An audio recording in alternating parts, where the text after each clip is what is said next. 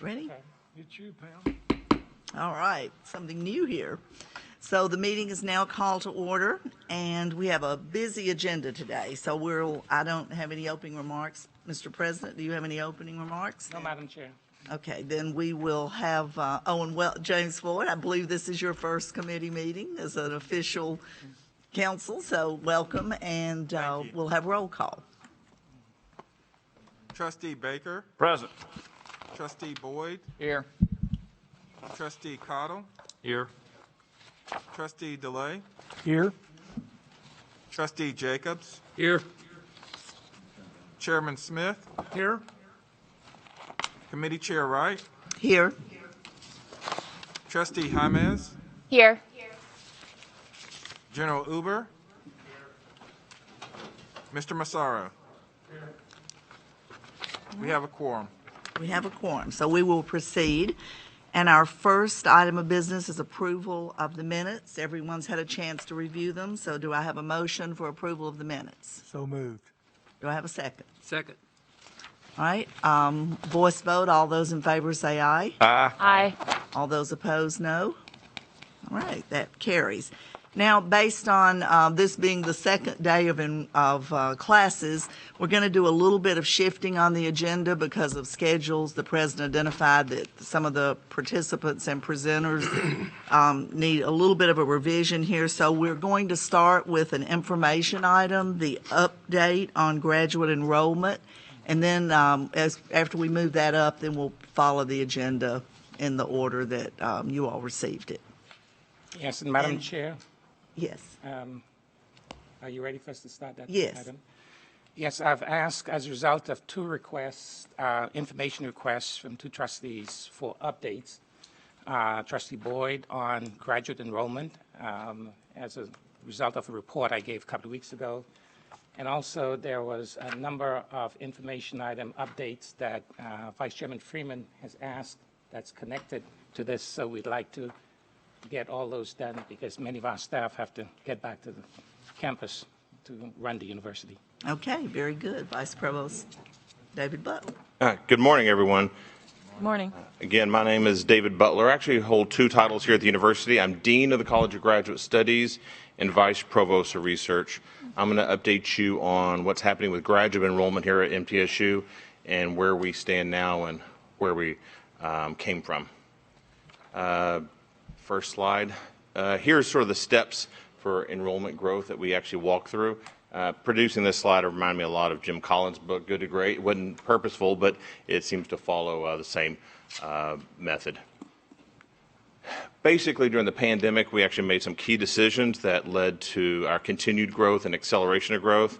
We spent more money, not less. We actually led with positive messaging and actually sort of went out in the front when a lot of other people were acting fearful. We decided to turn that into optimistic and positive, and that actually made a difference in our bottom line.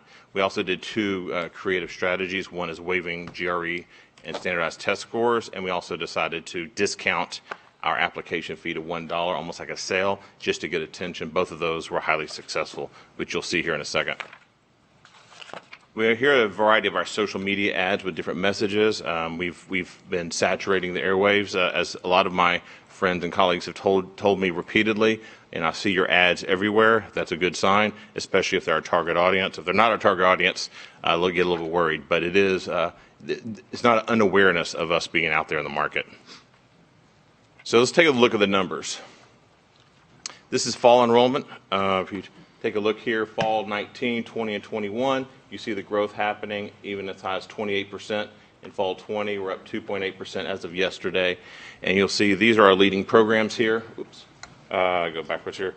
We have our leading programs here in terms of number enrolled and also percentage of growth in enrollment for fall. Moving forward, you'll see spring also has growth across the board. And looking at summer. So this is not a one semester increase. This is a multi-semester and a multi-year plan for growth in graduate enrollment. I'd like to summarize this. Here's a graphic. You see these arrows showing this growth over a 3-year period and where we stand today. And I want to put some context around this growth. This is census data from THEC for fall 2020. They released this a little bit early than normal because of the pandemic. And I want you to see here, MTSU graduate enrollment was 28% up fall 2020. And here's the rest of the LGIs. And this is the UT system and how high they were up. Besides UT Martin, which went up a couple of hundred people because of a new EDD program, everybody else was pretty much into double digit or single digit growth. If you look at this average here, 5.7 total, 3.2% average, MTSU attributed and accounts for the majority of that growth in the LGIs. In other words, if it weren't for MTSU, it would be basically 1%. And the UT system also averaging 1%. At 28% growth last fall and continued growth through spring and summer semesters is above average, and it was also very purposeful. Also down here, you'll see nationwide. What happened nationwide? 3.6 growth in graduate enrollment, and here we are sitting at 28%.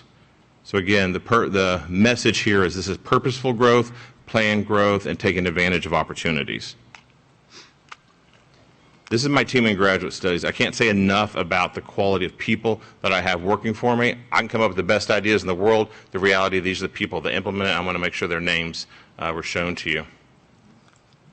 And let me tell you about the partnerships within the university. I can come up with great ideas, I can come with innovative, but really I need to have the support of the administration, starting with the Office of the President. So the Office of the President has been very supportive through the strategic growth for all 3 years, including the idea of bringing his cabinet members on board and supporting this publicly and verbally at cabinet meetings. So, for example, my boss, the provost, I report to, always want to call him out. He has my back. Change is difficult, and so it brings a little friction. So he's had my back throughout. Andrew Ottman, who you're probably aware of back there, his team has been instrumental in getting our ads out and trying to help us with our marketing and helping support our marketing budget through the President's office. Alan Thomas, who's often very quiet, very helpful in listening to my plans and ideas and helping us find ways to move that forward. And Bruce Petrushek there at the back helped us implement our new technology to allow us to scale the operation to get where we are, and is actually a strategic partner on my research side coming up for our new technology. Where are we going? By year 2025, the Greater Nashville MSA has an anticipated 420,000 adults eligible for graduate school. So my charge to my staff across the board is we want to contact these people multiple times over multiple years until they say yes to us. We want to touch and grab and pull as many of these people that are eligible to graduate school. Not a percentage, not a percentage of the market share. We want 100% of that market share, and if not, put the effort towards that direction. In summary, basically our graduate student enrollment growth over the past few semesters and moving forward is purposeful, and it's on an upward trajectory. Our growth outpaces that of other institutions in the state, LGIs and UT system, and nationally. And we built the right team, both within graduate studies and also the President has at the cabinet level, to allow us to have a cornerstone for future and continued growth and success. Thank you very much for your time. Thank you. Thank you, David. And we'd like to connect the undergraduate enrollment and some of the questions that Vice Chairman Freeman presented. I'm going to ask Ms. Edgar. I put out a one-sheet information update based on that request. She's going to turn it out, but now I'll ask Dr. Sells to come and give a brief presentation on the undergraduate side of the campus.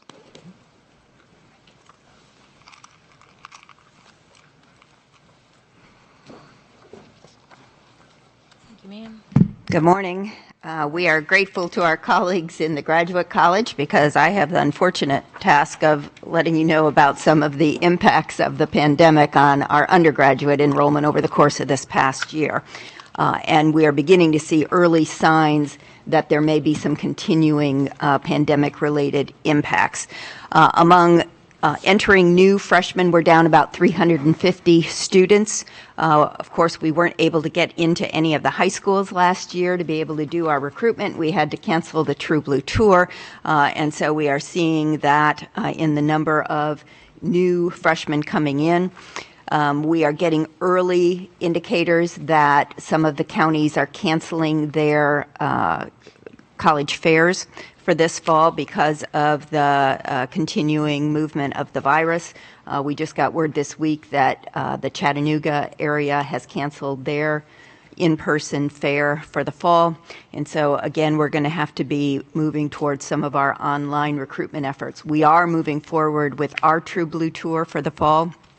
So we will be out there, and that will be of great help to us. That was a real loss for us last year. But some of the other ways in which we contact incoming freshman students are going to really vary dramatically from county to county in terms of our access to high schools and our access to the TACRO-sponsored fairs. Our new transfer enrollments are down just a little over 150 students, and that's, again, not surprising given that last year the community colleges took a huge hit. Their enrollments were down, in some cases, in double digits from our major feeders, and so we were anticipating that we would likely take a hit in our community college transfers, and it does look like that's panning out. So we're continuing to work on those. We have a better chance of getting into those community colleges this year, so we're feeling pretty good about our ability to get in there. Returning undergraduates are down just about 5.5% right now, so I think that's reflective of our students who were enrolled last year and really struggled with our online learning. And so we've got about 5.5% of those that did not come back, which is a hit after many years of How many students is that? Ooh, I don't think I brought that with me. I don't have that number off the top of my head, but I can grab it from my phone when I get back to my seat. Awesome. Thank you. Sure. So about 5.5% of our undergraduate returners, and that's on top of several years of having improved our retention of students. So that was an unusual hit for us, but I think entirely related to our work online last year. So overall, we're looking at a total enrollment decline of just over 5%, it looks like to me. For the fall, we will take our official census on the 14th day of the semester. So, Dr. Sills, when you say Thank you, Deb. I'd just like to add the context so that you get your question in a minute, Vice Chairman Freeman.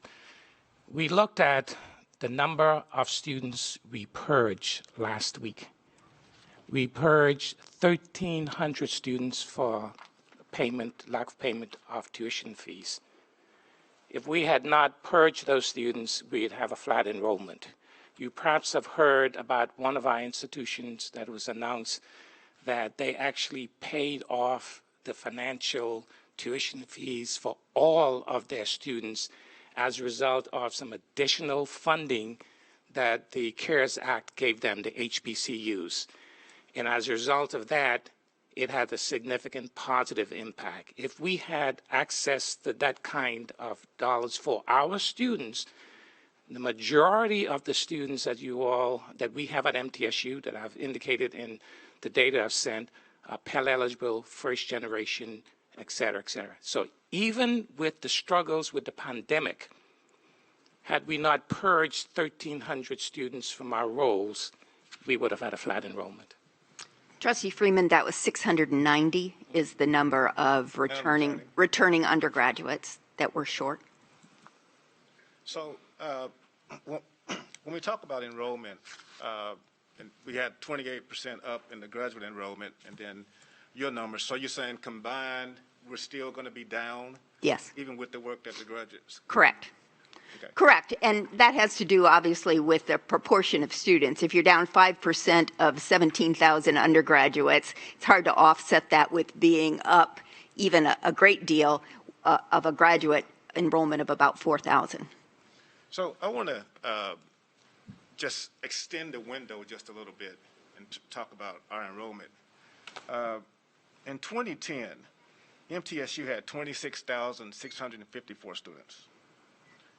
In 2020, we have 22,175 students. That's a decrease of a little over 16%. There's no other school in the system that's had that much of a decrease or that absolute number of students decrease. And so my question is, what do we do? What can we do as a board to reverse this trend of declining enrollment at this university? Because, I mean, that's one of the reasons why we're here. How do we get this thing, Chairman, growing again in the right direction? Because, again, looking at the data, and I can share it with the board I got from THAC, looking at the data, we're on the decline. In other schools, some are growing. I mean, for example, you brought up UT and their graduate studies. University of Tennessee, Knoxville, they've grown since then. We've gotten smaller. Let me respond to that. I think if you look at the last 3 or 4 years, MTSU has grown. 2 years ago, we had a 15% increase in freshman enrollment, one of the highest in the state. Secondly, when you look at percentages and raw numbers, we have the largest undergraduate Pell eligible population, certainly in the state, compared with UT system or any other system. So when you look at the number of students that we have and the demographic of those students, and you take in consideration all of the economic issues that our students have been experiencing nationwide, and also an enrollment cliff, we've actually have stopped that growth about 4 years ago. And so now with the pandemic, we have another challenge, and we're looking at areas like our graduate school. We have signed agreement with corporate partnership. So I am comfortable that the staff is doing all of the work, creating some innovative programs. We have put some significant dollars in our online degree program. And except for that blip, we're on the right track. Dr. McPhee, I'll also mention that in fall 2019, our total new undergraduate number was 5,393. And that was the second highest since 2011, when it was 5,706. So 5,706 was our height. We did take a decline. In part, UT is able to do some things with their scholarship funds that brings in a number of their students, because they just keep increasing the amount they're discounting tuition. But last fall, we were up at our second highest number since 2011. Dr. Sales, I really appreciate the data that you provided. I'm looking at total enrollment. Total enrollment in 2018, MTSU is 21,743. 2019, 21,826. 2020, 22,175. 2010, 26,600. Our trend is not this in our total enrollment. It's not this. It's at the best, it's flat. At best, based on the data, at best it's flat. I mean, the numbers say that. I mean, we can break down how many freshmen came back. We can break down how many transfers we got. But according to the data that's right here from THAC, our enrollment has been flat for a number of years, declined from 26,000 in 2010 down to 22,000 now. I mean, that's just, those are the numbers. Those are our numbers. And my question to the team is, what can we do? Again, what can we do to turn this trend around? Because it's flat to down. I mean, that's the reality. Dr. McPhee, I ask a couple of questions. One, when did free community college start? And then two, when did we eliminate the Remedial and developmental education. Remedial education courses. Yes. Had a number. I forget. Very good question, Trustee Boyd. In the last 10 years, we've raised our admission standards twice. We've developed a partnership with Motlow where we send a lot of our students who typically would be admitted because of their ACT scores. By raising the standards, we send them Motlow. It's one of the reasons why our transfer numbers have been trending up for a number of years. So that has an impact. Certainly the free community college, and we said it at the beginning when that program was introduced, it had an impact on all of us. These are reality. The fact that we were able to weather those storms, being the largest undergraduate institution in the state, tells us that we have been making the effort, and until this past year, we've seen our numbers go up. And we'll continue to work on that. We have an enrollment management group that I chair that we meet regularly that develop a strategy. I'll be happy to have at some point a review of that. We have an enrollment management plan that speaks to the efforts of the university in dealing with these environmental and demographic issues that we have no control of, but we're not sitting down, not doing anything about it, and we're seeing some progress. Could I go back and ask a question about graduate enrollment? Yes, sir. Which is obviously outstanding, so I congratulate everybody involved with that. So the business school, the MBA program, I understand from the slides and what you said also, it's led that growth in enrollment. And from my understanding, kind of being on the business advisory board too, is there's two things that kind of enable that. One, they have MBAs online, so people don't have to travel to campus. So that's critical. And two, they have a consultant that's helped spearhead that enrollment. So my question is, are there other graduate programs that are online that we could apply some of the same strategy relative to what the business school, maybe that's what the education program's done, I don't know, same strategy to increase that enrollment, because the number of undergraduates population-wise is decreasing, so we're fighting an uphill battle. The number of graduates could be increasing, so again, your focus is, I think, right on target in the graduate school. So. Good observation, and in fact, we anticipate, if you look at the demographics nationwide, there is this enrollment cliff based on the birth rate. Many of our institutions regionally and in the nation have had double-digit decrease in enrollment.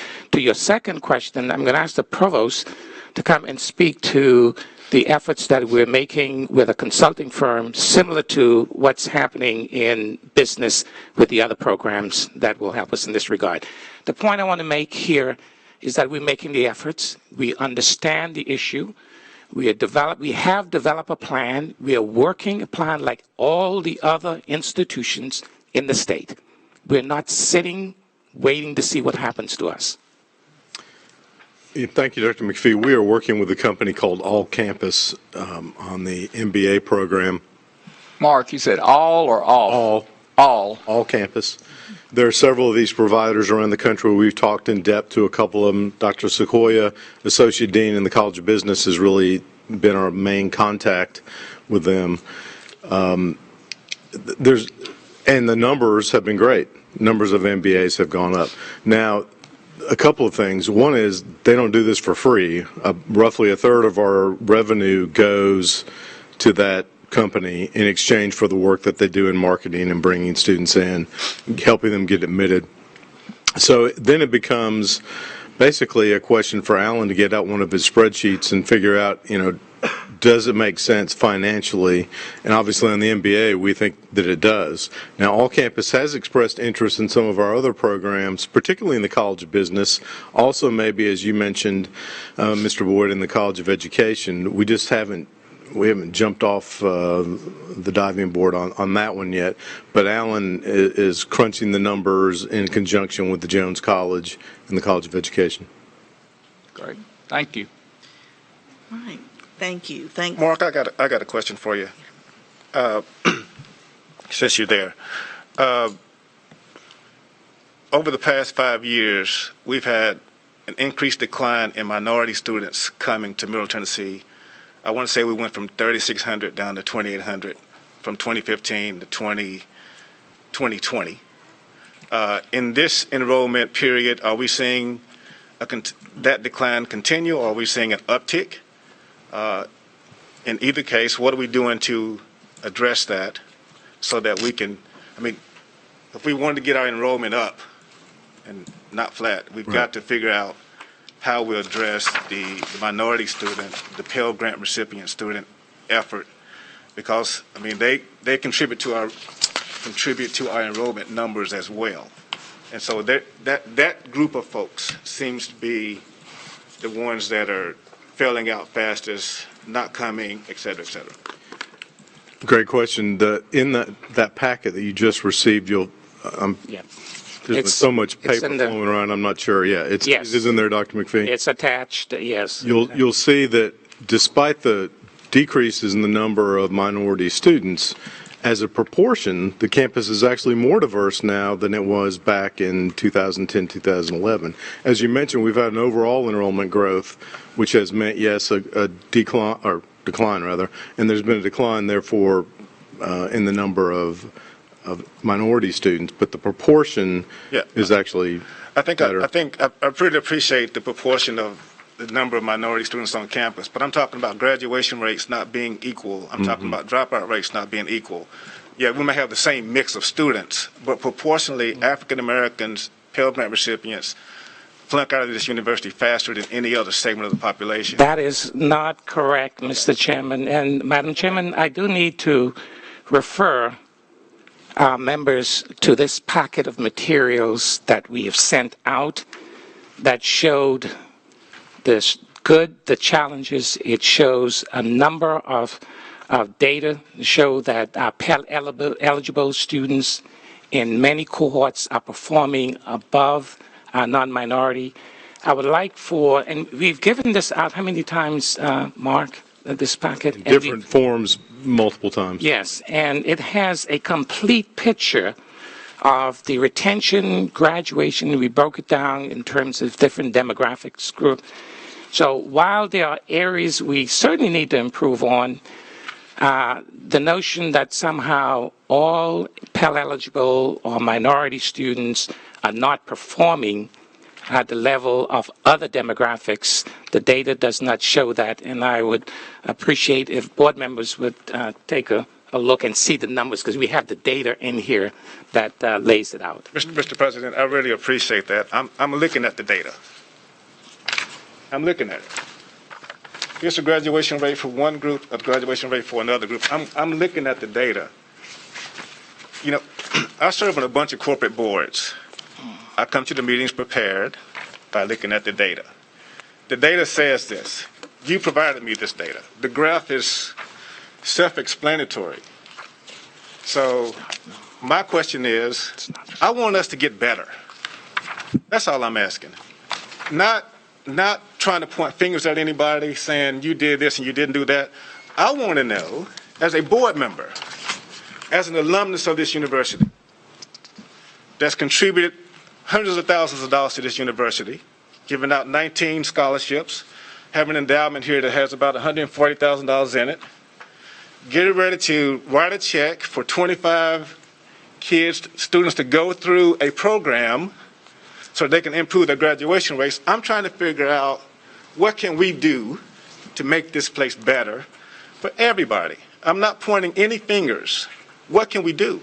And Mark, before you answer, and I certainly don't want to cut you off for an answer, but I just want to remind the board that we did pass a motion. I think Pete DeLay made the motion that all of us are supportive of the university improving numbers. We're all supportive of that goal. So I know that the administration is working on this behind the scenes. There's a lot of consideration, and that the president and the staff is committed to achieving that goal that the board passed at the last meeting. So I just want to remind you of that, because we're kind of rehashing again. We want the university to do better, and the board has strongly stated, everyone voted. As I recall, there were no votes negative about not wanting the university to improve the numbers. Yes. Madam Chairman, unless I'm missing something, it appears to me that we are doing better and have done better. I'm looking at the graph from the fall of 2010, and our six-year graduation rate at that time was 42.8%. By fall of 2014, it was 51.2%. Mm-hmm. So we are doing better. We are trending in the direction we're trying to trend, with aspirations and with a goal of increasing our graduation rate. So it appears to me that we are doing better. So, Mark, do you have anything to add? Because we do need to move on to other committee One last comment, items. Madam Chair. I refer to the packet that we sent you. There's a detailed listing of programs that we have in place, programs that we're assessing, and programs that we are developing to continue to improve. And that is all listed in this handout that you passed out this morning. Okay, thank you. Madam Chairman, I think you pointed out something that's important. We've met a number of times, but last board meeting, we passed what the board's number one goal was. And that's to get from 50 to 55. Or what, I don't have that in my mind, but it's in the minutes on our graduation. So we got 5 years to do it, or ever how long we gave ourselves. So I think Madam Chairman, may I make a comment? twice Yes. a year we ought to get an update on that. So addressing Dr. McPhee's comment about the programs that we have been developing, I know we just made a partnership with McGuire Management, and so I'm wondering what the board's role can be in expanding the number of partnerships that we have with some of the larger employers in the Middle Tennessee area, because I think that kind of addresses Vice Chair Freeman's call for, I think he's not calling for intent, because we all intend to do better, but what are fresh ideas that we can bring to the table to improve these numbers? Well, MTSU is strong in non-traditional students, and so by expanding the number of partnerships like this that we have, we can approach this from an area that we're already strong in, as opposed to an area which we're weak in, which is like funds for reducing tuition costs for incoming students. So I know we have Nissan and their subcontractors, one of the largest employers in the area. We have State Farm, Army bases. So what can the board do in terms of helping the university to expand that number of partnerships? Excellent question. And in fact, one of the committees will be dealing with a policy issue that we're bringing to the board today to deal with the development of corporate partnership, very similar to the arrangement that we have made with the McGuire Management Company. And indeed, it is our intent to expand that. The development of providing a partnership with corporation in reducing tuition fees that the corporation will pay totally for the student tuition reimbursement, which we have. And in fact, Mr. Chairman, you recall we were with the CEO a couple of days ago, McGuire Management, and what did he tell you? The response has been overwhelming. So we were looking at other areas, and today the board will be dealing with a policy to help us move in that direction. Very good observation. Thank you. Gabriella, I'd like to add that Reliant Bank, a bank that Mans from Friends co-founded about 14 years ago, we just sold our bank to a bank in South Carolina, but we have established an internship program with MTSU for minority students to expose them to banking. And so there are other opportunities for other companies that I'm involved with to do the same. And so I think we've talked to Dr. McPhee about the construction management program that we have here with the construction company that I have. So I'm looking for ways to help in every way that I can. Thank you. All right, thank you for your input. That was great. And Mark, do you have anything else? Okay, well, we will move on to the next agenda item, which is rule promulgation and related policy revision. Jeff, our Associate University Counsel, is the presenter.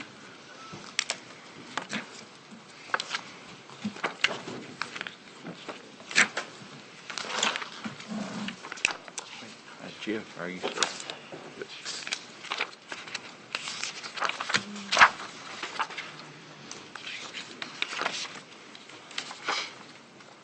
Good morning, everybody. I'm here to present Policy 540, a revision to Policy 540, which deals with student conduct, and also a new university rule, 0240-07-05, that also deals with the same subject matter of student conduct. You'll recall from prior Board of Trustees meetings that some of our university requirements or policies have to be enacted as both university policies and also as official rules. State statute designates when that has to happen, and student conduct is one of those areas where state statute says we have to have a rule in addition to our policy. And Ms. Wade will be up here in a minute to talk about a new housing rule. which is another circumstance where state statute requires a housing rule in addition to our housing policy. The differences between the policies and the rules typically isn't the substance. The substance of both is and needs to be the same. The differences are kind of in the procedures. So, policies, for instance, are all managed here internally, in-house, and are on our university policy webpage. Rules, on the other hand, are managed by the Secretary of State's office and are on the Secretary of State's webpage. Policies are all approved internally, whether by the president or the board. The rules have to go to a formal rulemaking hearing before the board. That's not required of policies. That's only required of rules.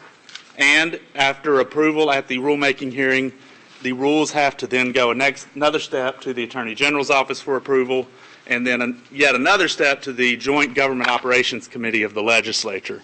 So as I mentioned, same requirements, just in two different venues or two different forums. They don't have to be completely identical, but they do have to be consistent as far as substance goes. So here we have both a policy and a rule that are related to student conduct for your approval. To go with the policy first, it begins at page 9 of your materials. The current version of that policy was approved in June of 2019, and making some relatively minor revisions to the policy, rewording a few provisions to add some clarity. We added in references to our Title IX policy that was enacted by the board, I think, at the fall meeting last year. So we've added in cross-references to that, made some clarifications about already existing records policies of the university, recognized our ability to appoint ALJs or administrative law judges to hear student conduct cases, tweaked some sanctions specifically related to fines and apologies, and also incorporated some new law regarding the rights of cross-examination in student discipline hearings. So those are the changes to the policy, because we had a pre-existing policy that we're just revising. This will be the first time switching gears now to the rule. This is a new rule. We haven't promulgated this rule before. So it's a new rule, but it essentially takes the revised policy that I just discussed, incorporates it into the rule, and we'll go through the separate rule procedures through the Secretary of State's office and Joint GovOps. But again, the substance and largely the language of both are identical. So that's all I have, unless someone has questions. I'll move for approval. Is there a second? Second. I have Okay. a question. Yes, sir. Yes, on item D on page 9, Okay, hang on 1 second. Yes, sir. it's added. I would suggest a language change on that. If a victim withdraws the complaint, change his, hers, its to the complaint, and then in that last phrase, proceed without the victim's input. I don't understand the its is what I'm getting at. How does an inanimate object make a complaint? I think sometimes a victim could be, for instance, a student organization. That wouldn't necessarily be a he or a she. Okay, so then I'd say the complaint and the victims kind of covers every possibility then. So just a question, perhaps really a dumb question. I noticed that toward the back, there's the whole section on victims' rights has been deleted. Is that because it's covered somewhere else, or what was the rationale behind that change? And then also with respect to item D, which was referenced by Trustee Boyd, the rationale behind including that in this section. Okay. So Good. sort of like those two areas, I'm just curious as to the rationale behind them. That's right, and good question. So if you flip first to page 33, where it's the big victims' rights section, and subsection Roman numeral 10B is where we're discussing specifically victims of sexual misconduct, sexual harassment, dating violence, etc. Those are all covered as a result of the policy changes last year in the Title IX and sexual misconduct policies. So those were already covered there, so we carved them out of here, which left Roman numeral 10A. And Roman numeral 10A, rather than just have that one thing in a standalone section, we moved it up to page 9, section D that Trustee Boyd was just asking about. So 9D is a move, not new language. It's just moved from the end of the policy up to the front. Got it. Thank you very much. And Jeff, I noticed that fines are taken out. Is that also moved? what's were taken out? Fines? Yes, fines were taken out because in discussion with student conduct, it's not something they ever actually use or implement, and it just created some legal challenges because of constitutional provisions about fines and things that go along with that. So we decided it was cleaner since we don't use it anyway. Okay. All right, any other discussion? We have a motion and a second. I have a couple of questions. Just to clarify, all of the victims' rights, like, they're spelled out in another section of the Title IX, That's right. They would be in policies 29 and 27. and all of these points A and then B 1 through 7 are included in that? Hang on one second. Let me get back over there. B 1 through 7 would be included in policies 27 through 29. And then A is moved back up to D. page 7. Okay. And then can you just, I'm just having a hard time like understanding section D. Can you provide an example of how this revision would benefit a victim? Well, I don't know whether it's benefit the victim or just maintain some consistency in the discipline process. If, for instance, we have a really serious situation, and I'm looking over to our student conduct folks so they can either shake their head or nod their head.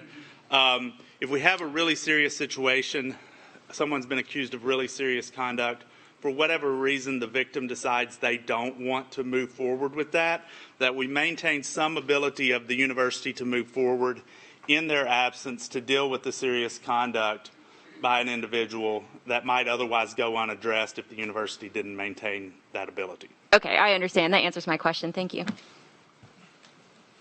All right. For what it's worth, I had the same question yesterday with council, almost identical. Okay. So we'll take a vote. All those in favor say aye. All Pam, those opposed, no. question, Pam, Oh. did we accept amended language? Should we Oh, vote on I'm it first? sorry. I'm sorry. I'm not sure it was accepted. We never. Absolutely. Would you read what the new language, the proposed language? The new language is in D on page 9, the second sentence. If the victim withdraws his, her, its will be changed to the. So it will read, if a victim withdraws the complaint. And then in the last phrase, the change is where it currently says the university reserves the right to proceed without his, her, its input. His, her, its will be changed to the victims. So it will now read the university reserves the right to proceed without the victim's input. Okay. So, I'll accept that in my motion to approve. Well, we need to have a motion and a second on that motion to amend. I'll make a motion to amend. Second. right. And So now we'll proceed. everybody's clear on the revised language. Okay. Ready for the vote? Yes. Okay. So all those in favor say aye. Aye. All those opposed, no.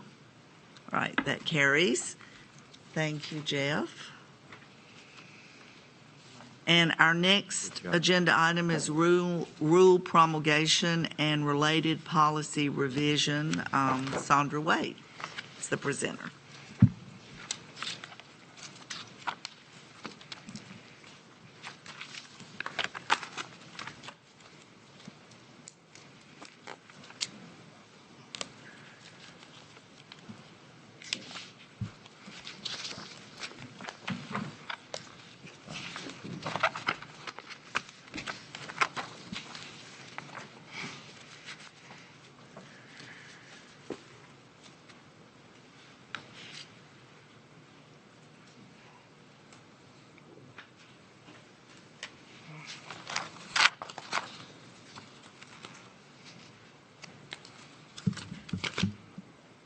Good morning, Madam Chair, members of the committee. Good morning, everyone. I am Sandra Wade, Assistant Counsel for the University, and I am here to present Policy 541, the residential life and housing policy, along with the corresponding rule. Jeff has laid out the pathway that we anticipate this rule and policy will follow as well. I should note that we are revising this policy. However, the rule is a new rule. So we're introducing a new rule and revising the current policy. So our primary aims in revising Policy 541 was to better capture and clarify the distinction among the types of spaces within our residential facilities. For example, you have your personal living space, you have common areas, and then you have the facility as a whole. And so, as you will see, the vast majority of the changes are related to better aligning the language throughout the policy to properly reflect those nuances. We also incorporated changes around visitation hours and practices, and this was requested by the Student Government Association through a resolution that they passed, I think it's circa 2018, 2019. So we incorporated those changes, and those are in Section 11. That's our section on visitation. And we also needed to reflect the revisions to the university's fire safety policy. The fire safety and on-campus student residential housing is MTSU policy 770. And there were revisions made to that policy, so we wanted to be able to incorporate those changes as well. And so once we dug in, we realized that we could clean up some additional language, and you'll see that as well. And there are a lot of technical corrections, as you will see. A lowercase letter may be changed to a capital letter here or there. But one of the more substantive changes, I suppose, would be an example of that would be in Section 3 and the eligibility criteria. We wanted to kind of drill down on eligibility for part-time students, and also clarify the availability of summer housing. Okay. And I have a question. On Yes, ma'am. page 4, the liability for damage that was taken out, is that elsewhere? Or was Actually, yes, it is. It is located now. It's in Section 16, and that will be on page 103. Okay. Of your book. That language was actually already in the policy. We just cleaned it up to streamline it. Right. Do I have a motion to accept the rule promulgation and related policy revision? So moved. Second. Okay, any further discussion? Okay, all those in favor say aye. Aye. All those opposed, no. Right, motion passes. Thank you. Thank you. Thank you, Madam Chair. Now we'll move to approval of expedited tenure, which is also an action item, and tab 4 in your packet. And that presenter is Provost Burns.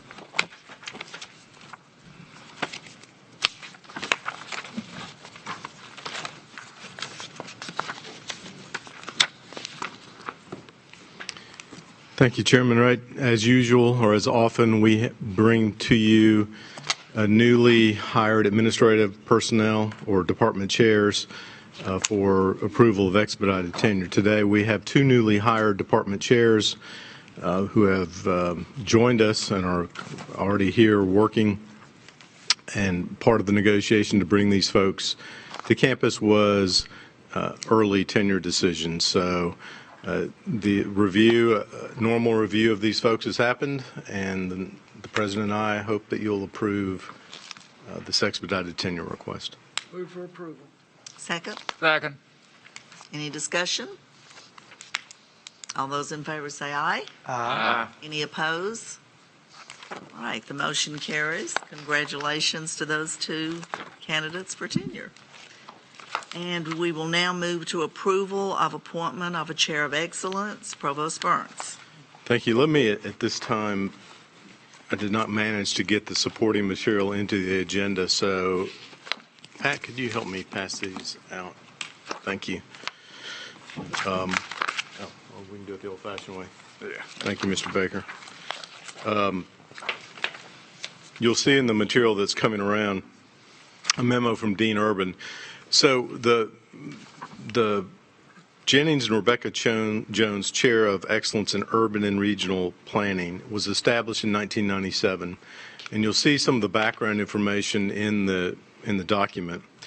The problem was at the time of creation, the chair was not tied to an existing faculty line, and funding from the endowment was not sufficient to hire somebody full-time. So we were left with what essentially was a part-time position. It was held in its early years by a very distinguished architect in Nashville, Earl Swenson, who held the position for about a decade. When he left the position in 2008, the college really could not find a suitable replacement for him, again, given the fact, one, that it was a part-time position, and two, that we don't really have these days. Now, back in the pre-Geyer days, we did have urban and regional planning as an academic discipline. We don't have that anymore. So those two factors made it really hard to fill that position, and it has stayed open since 2008. So with encouragement from Dr. McPhee and myself, Dean Urban came up with a plan to more fully utilize that position. The funds have just been accumulating since then.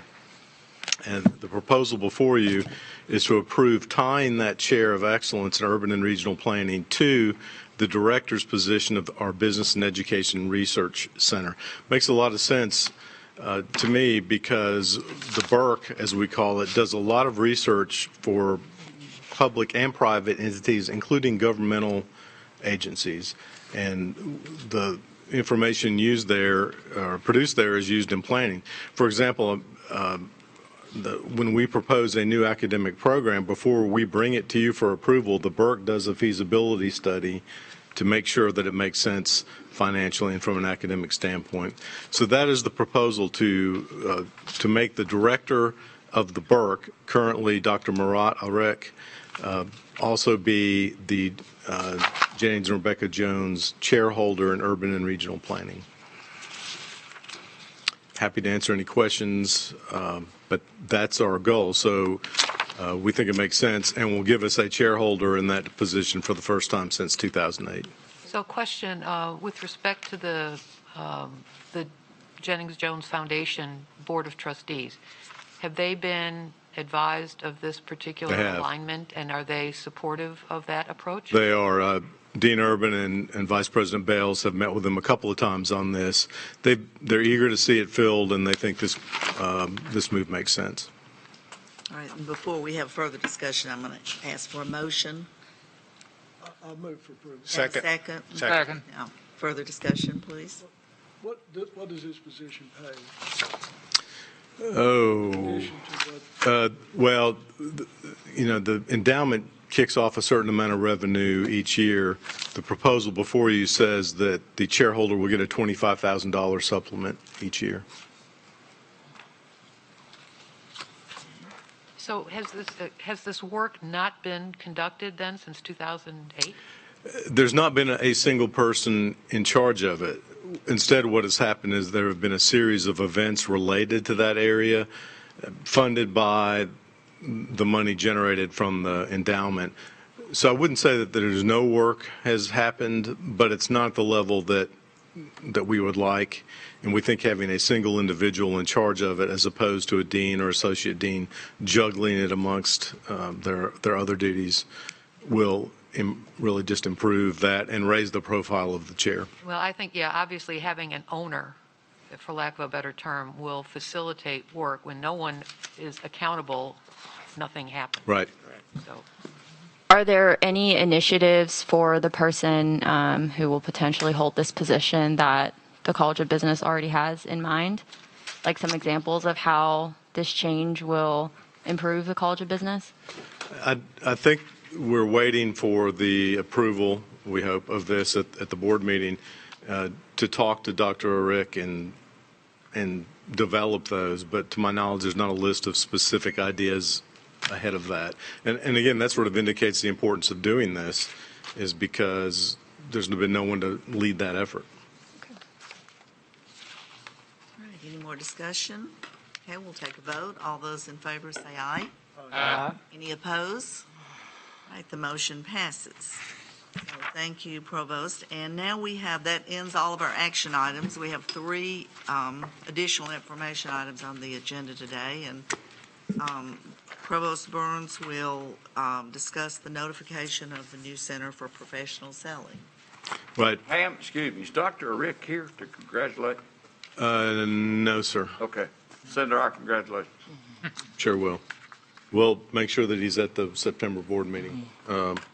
We do have Trustee Baker, the new chair of our world-class aviation and aerospace program that you'll have voted tenure for. He's here. And Dr. Perlis, would you stand? Just let's recognize you. He's doing a wonderful job in a short period of time at our university with our interim dean, Greg Van Patten. So they both are here. Thank Dr. McPhee has shamelessly been working Dr. Prellis, as have I, since even before he got onto campus, so he's doing a great job. MTSU policy requires us to notify you and talk to you about the creation of new centers. Doesn't require a vote of approval, but we did want to tell you about the creation of our new center let me get the exact word, for professional selling. We actually have with us Professor Tom Coates, who is director of that program. If you want to hear from him, in your material you'll find a detailed description of what the center does. But essentially it's designed to hone our students' skills in the field of selling, and that is always an important thing in the world of business. And there's some information in the material that talks about how particularly important that is given the market in Middle Tennessee. So this is a way to elevate that program, to get more attention to it, to concentrate funding in it. Professor Coates is very enthusiastic about this, as is Dean Urban, as we all are. So I'd be happy to answer any questions about that. Again, I don't want to reiterate what's in the material. Mark? Yes, sir. An associate of mine told me one time, I think it's a great statement, nothing happens until somebody sells something. So I think that it just lays out the importance of us recognizing the center. Right. Yes, sir. Great And idea. It's the only one in Tennessee. Right. It's really exciting. We think it's going to really elevate the stature of what we're doing. Right. Any other discussion on that? If not, we'll move to the post-approval monitoring report. Also, Provost Burns. So as you know, each year THEC invites us to talk about enrollment in recently improved programs. So any program approved, launched in the last 5 years, we provide information to them about enrollment and graduation rates. And so in page 149 of your material, you will see that post-approval monitoring report. Now, at another point in the year, we come to you with our low-producing program report, which is a separate document that talks about any program that looks like it might be struggling to generate the number of majors required. This report is strictly for those programs approved in the last 5 years. You'll also see the comments from the chair and Vice Provost Nita Brooks sort of leads the effort of working with the chairs and the deans of these programs, particularly the ones that are not quite meeting benchmarks, about what we might do to improve that. So be happy to answer any questions. So Mark, if a program doesn't meet its enrollment benchmarks, for the question, I guess, what number of years, then you say, well, this is not working, let's pull the plug. What's the process for that? There's a couple of things, 3 things that could happen. One, THEC could tell us, hey, that program is not working, it's gone. That doesn't happen very often. Usually what will happen is either we will fold it under another degree if we think there's academic value in the program and that some students want it, but maybe just not enough to do it as a standalone major, or we do just pull the plug on it, and we have a process on campus to go through to do that. Much like there's a pretty involved process to add something, there's an equally involved process to delete an academic program. And so we certainly have done that and will continue to do that.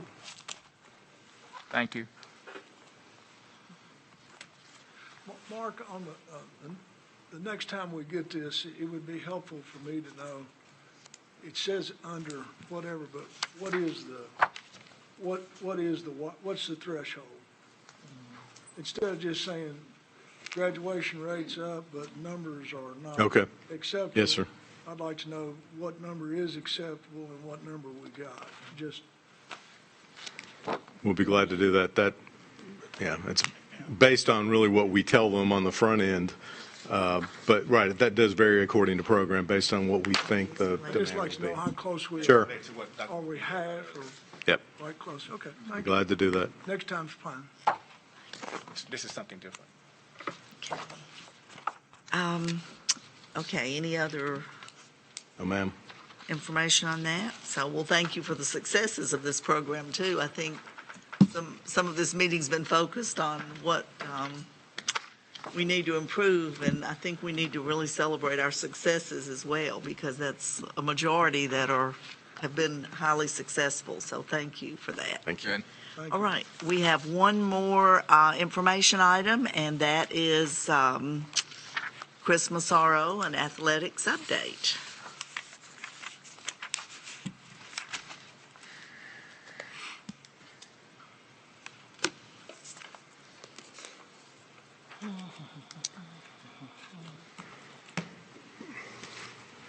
Good morning, everyone. Dr. McPhee had asked me to give an update on facilities and conference realignment. So I could really go on for hours on those two topics, but I think that you'll get a very abbreviated kind of version of maybe what's going on. And I firmly believe that the two are interconnected. And so that's one of the messages that I want to leave today, is that they are connected. Just kind of a quick overview on where we are with some of our facilities is that hopefully you saw our announcement on Friday that tennis has gained approval to enter into the design phase for our outdoor tennis facilities. So we got the State Building Commission approval on it. With the larger facility project that really has to do with our Student Athlete Performance Center in phase one of that project is on September 7th. We go for bond approval, and then on October 14th we appear before the State Building Commission seeking approval to move into the design phase of that project as well. So those are percolating along. Also, this fall, we're just a matter of finding a convenient date. We will break the ribbon on a new golf hitting facility at the Grove out in Williamson County that's going to be basically top of the line instruction and hitting facility for golf in the country. So we're very excited about all of those projects coming to a conclusion and entering its next phase. So you've probably read in the papers too that today at I think somewhere around lunchtime that there will be an announcement that the Pac-12, the Big Ten, and the Atlantic Coast Conference are going to announce an alliance with each other. And that's a kind of a reactionary step to what happened with the SEC and inviting Oklahoma and Texas to join their conference. I think there's probably 4 reasons and 4 things that this alliance will accomplish in their minds. And I think it's notable that they left out the Big 12 in this alliance. So the Big 12 X schools are still kind of scrambling. So again, it's the ACC, the Big 10, and the Pac-12. And so what you'll see out of this is a scheduling alliance where they'll play more non-conference games with each other. Up to maybe 10 of the 12 games will feature those people or those schools and in hopes to enhance their television packages. What that means is that their non-conference scheduling will get cut in half. How that really impacts us moving forward is that the number of guarantee games are going to be really decreasing for the group of 5, for FBS and those type schools. So there won't be as many opportunities to play in those kind of games as there have been in the past.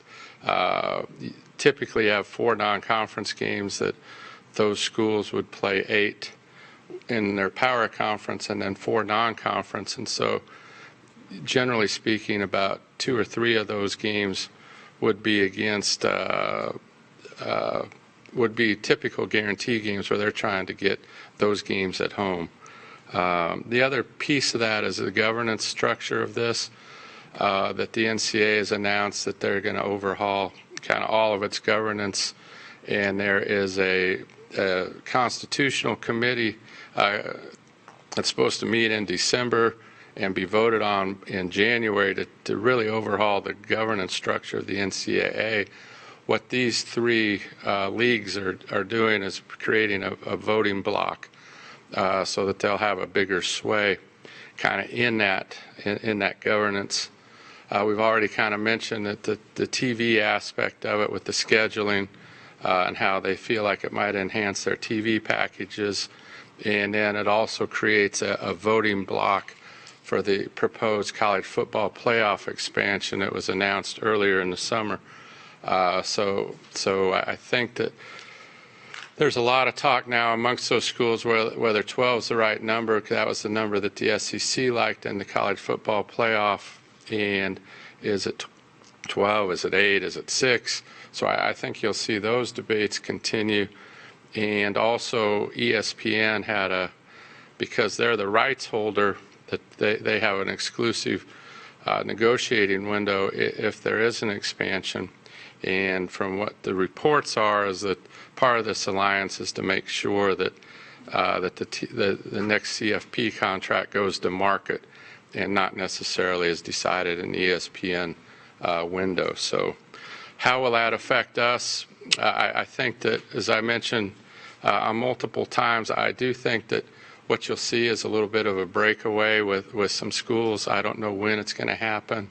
It seems to be accelerating even quicker than I thought, that where there will be eventually 40 to 50 schools maybe at one tier kind of operating on a kind of a different set of rules than maybe the rest of us.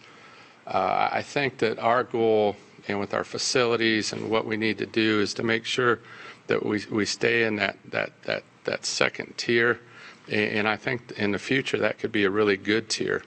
So I'm really I'm bullish about our athletic future. I think it's really bright, but I think that we have to continue to be aggressive on our facilities, and it's really critical that we take these next steps on our master facilities plan. So that's the 10-second, the 5-minute overview of some very complicated issues that are out there, and it could all change tomorrow. So it's a very fluid situation that we're eyeing very closely. Okay. Questions, discussion? Just a quick question, Chris, and maybe this is a question that can't be answered. Impact on revenue as a result of the shifting that's going on. Increased revenue due to this, decreased or neutral, or is it still too early to tell how it's going to hit? It's a great question. It's a question I ask myself every hour, basically, on this as these things change. I think potentially it's got the chance to increase our revenues. Like if we get into a better affiliation that drives more television, more CFP money, then it's going to be a revenue positive. I think that the scheduling piece and the guarantee prices will go down, but I honestly believe that can and will be offset by the enhanced CFP money, and also if we manage to get better individual TV contracts. There is a lot of talk between the group of 5 conferences to be forming some sort of alliance that may be similar to what the Big Ten and the Pac-12 and the ACC have done. So potentially, I think if we play our cards right, it could be a revenue positive for us. Trustee Kaboriak, let me add to that. The presidents of Conference USA group are actually meeting like twice a month on this, and that's one of the big areas we are focusing on. And as Chris said, we are looking at those alliances that with the group of 5 that would enhance the TV contract. The money really is in those the TV rights. And right now, ESPN, you would say, Chris, holds a good bit of sway. They're the mammoth in the market in terms of TV rights right now, and there is a school of thought by leveraging the college football playoff that will activate Fox and maybe CBS and others to a greater degree, because right now that they're a little bit reluctant to go out there and invest a lot of money in college football without the return of maybe having the playoff on their network. So there's a lot of school of thought to rotate it around and kind of the NFL model and what they've done, and where it goes from network to network on the Super Bowl.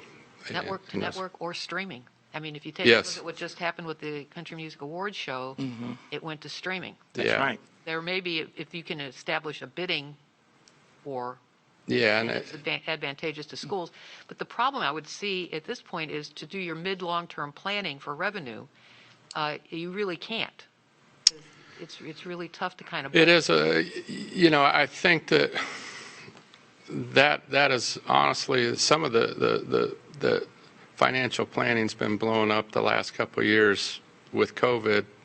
So we're just kind of, I think part of this is this turmoil is related a little bit to COVID. Is there was a lot of people that had high debt and were scared about debt payments for some of their facilities and those kind of things, with empty stadiums and those kind of things. So it's a little bit of a continuation of the same problem that we've been in.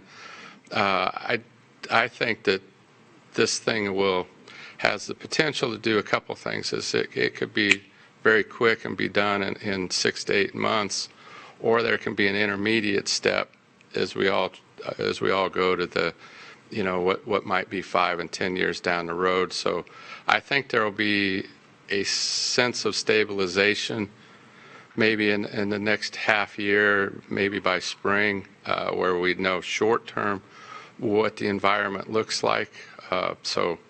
It's difficult right now, but I think that there's a lot of optimism out there in terms of how it's going to settle. So thank you. That concludes our agenda, and a lot of work is behind the scenes. And I know Vice Chairman Freeman asked to go back to a previous agenda item, but I'm going to try to really stay on schedule with committees today. So it's not a previous agenda item. It's not a previous agenda item. Okay, I thought you said it was. No, it wasn't. Okay, if it's new business, then I think, we can address that. But so much of our information happens behind the committee scene. So if it's information that you're requesting of the university. I did, and Dr. McPhee gave it to me at the meeting, so I would like to I have a couple questions about it. He provided me the update to some questions I had, and I have a couple more questions if that's okay. Well, and are they things that could be addressed outside of the meeting so we can kind of stay on schedule today? Well, actually, our meeting started late. Yes, we can. We can't have deliberations outside of this meeting, a public session. So if you don't mind, it's only going to take about 5 or 10 minutes, Chairman. I really am more inclined to not open an agenda item or new business. I'm sorry. That we've had that discussion before about sticking to the agendas. And anybody can submit an agenda request in advance of the meeting. I'll just request it be on the board agenda then. Okay. All right. So with that, the meeting is adjourned. Thank you. Let's start finance meeting. Whenever you're ready, Mr. Chairman. Me. Finance over here. Whenever you're ready, Mr. Chairman. Oh, we're ready. Are we ready, Alan? Okay. Mr. Floyd, I call the roll, I guess. I'm calling the meeting to order for the Finance and Personnel Committee. You what?